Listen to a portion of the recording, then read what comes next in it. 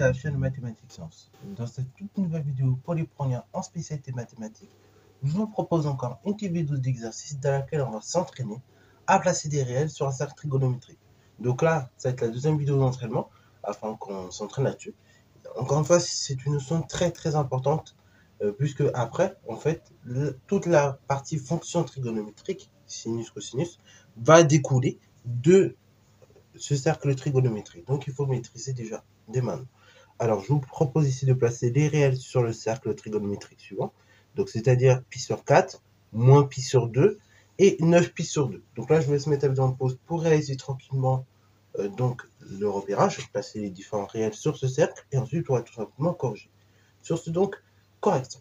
Alors, là, sur un cercle trigonométrique de ce type, une chose qu'il faut bien comprendre, c'est que, du coup, quand on va placer nos réels, donc pour les réels positifs, on va tourner dans le sens trigonométrique, ou sens direct, c'est-à-dire dans le sens inverse des aiguilles du monde. Donc ça, c'est pour placer tous les réels positifs.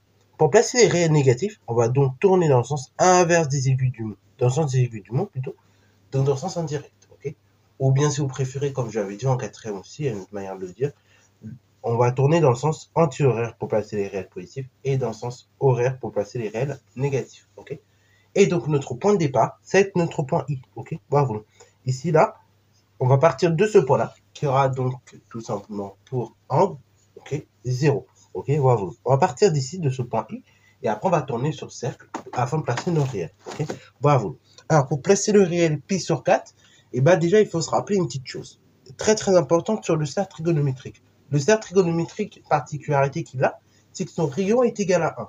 Et vous vous rappelez que pour calculer le périmètre d'un cercle, donc tout simplement la longueur du tour, en fait, par définition, et ben c'est 2 fois pi fois r.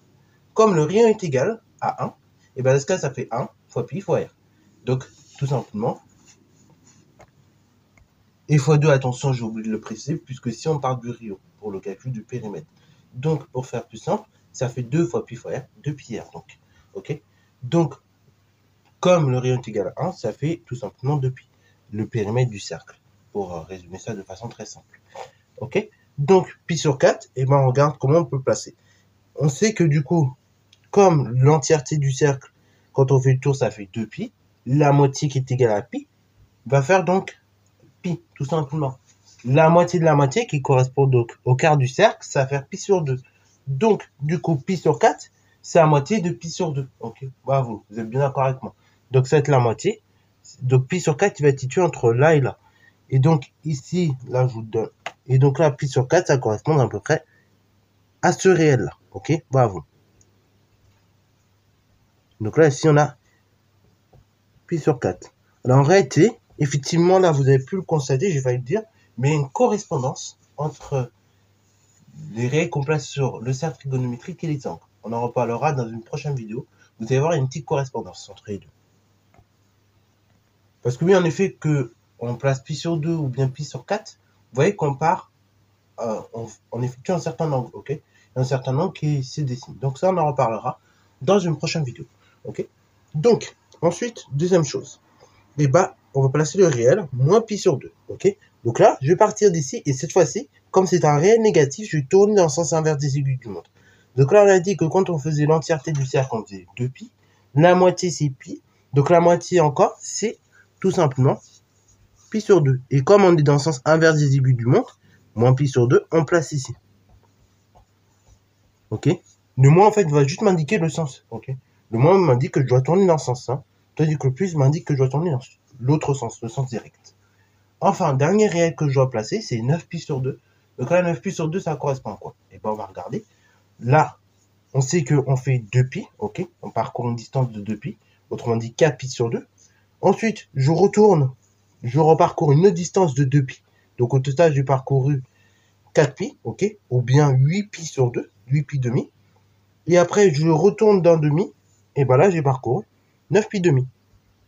Donc là, 9 pi sur 2, il est là, ok, bravo. Et là, bah, si vous vous rappelez de la précédente vidéo, vous vous rappelez que ici, cette position-là, c'était aussi la même position que pi sur 2.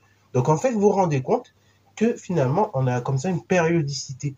C'est-à-dire qu'en fait, comme le cercle a pour rayon enfin comme le cercle il a tout simplement pour périmètre de pi.